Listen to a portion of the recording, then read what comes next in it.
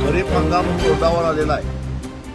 शेतकऱ्यांना खताची आवश्यकता भासायला लागलेली आहे. युरिया, सुपर फॉस्फेट, DAPचे तुटवडा जाणवायला लागलेला आहे.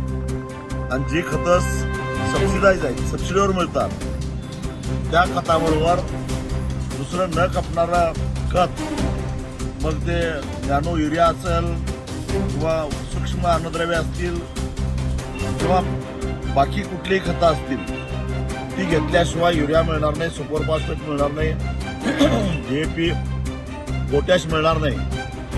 अशा प्रकारची सक्ती हे जे खत कंपन्यांचे स्टॉकिस्ट आहेत ते करायला लागलेले आहेत.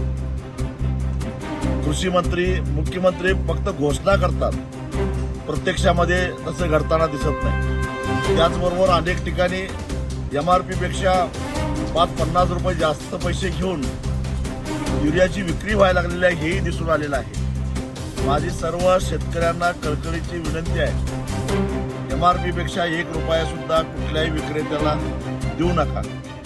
लिंकिंगची जर का सक्ती करण्याचा प्रयत्न केला, स्टॉक असून सुद्धा जर का खतं देण्यास नकार दिला, तर त्या विक्रेत्यांची नावं स्वाभिमानी शेतकरी संघटनेला कळवावीत.